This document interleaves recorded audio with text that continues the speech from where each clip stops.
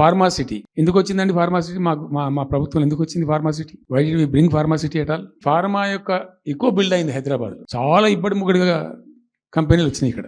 అసలు 1/3 వరల్డ్కు మన genome valley నుంచే వ్యాక్సిన్ సప్లై అవుతుంది. అయితే ఏమవుతుంది, ఆ రసాయనిక వ్యర్థాలు ఏవైతే ఉంటాయో అవి కొద్ది కారకాలు ఉంటాయి, ఇబ్బందులు కలిగిస్తాయి. మన హుస్సేన్ సాగరే కాలుష్యమయమైపోయి గబ్బు వాసన వచ్చే పరిస్థితి ఉండేది, మనం అందరం కూడా చూసినాం. దీని నుంచి ఈ హైదరాబాద్ బయటపడాలి. ఫార్మా వదులుకుందామా? వదులుకోవద్దు. లార్జర్ ఇంట్రెస్ట్లో ఫ్యూచర్ దృష్ట్యా ఫార్మాను కాపాడుకోవాలి, ఆ ఎక్కువ పోనీయద్దు. ప్లస్ ఈ కాలుష్య భారం నుంచి ప్రజలను రక్షించుకోవాలి. ఎట్లా అంటే ZLB అని వచ్చింది, జీరో లిక్విడ్ బేస్ అని. ఆ డిశ్చార్జ్ ఏదైతుందో దాన్ని మొత్తం జీరో లిక్విడ్ చేస్తారు.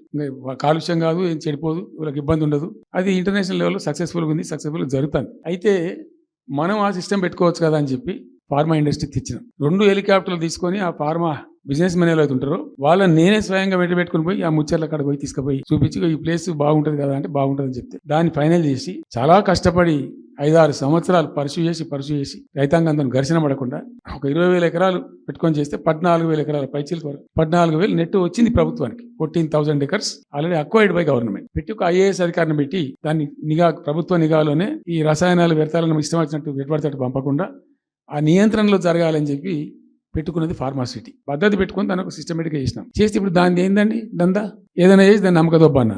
ఏం జరుగుతుంది రాష్ట్రంలో? ఫ్యూచర్ సిటీ, తొక్క సిటీ. ఎవరికి కావాలి నీ ఫ్యూచర్ సిటీ? నాకు అర్థం కాదు. నువ్వు పెంచినావు హైదరాబాద్ను, ఎవరు చేసిన హైదరాబాద్ సిటీ? ఇంత వైబ్రాంట్ సిటీ ఎక్కడికి వచ్చింది? సో ఇంత మహానగరం నిర్మితమైంది. ఈ నగరం యొక్క భవిష్యత్తును దృష్టిలో పెట్టుకుని పెట్టిందే ఫార్మాసిటీ. ఈ సిటీ మొత్తం గబ్బులేసిపోవాలి, ఇక్కడ దాంతో నువ్వు తీసుకుపోయాలి ఫ్యూచర్ సిటీ, తొక్క సిటీ. ఏందన్నట్టు ఇది? అన్ని దిక్కుమాలిన పాలసీలు, రియల్ ఎస్టేట్ బ్రోకర్ దందా తప్పితే ఇంకోటి లేదు. అన్ని కనబడతాయి మనకు.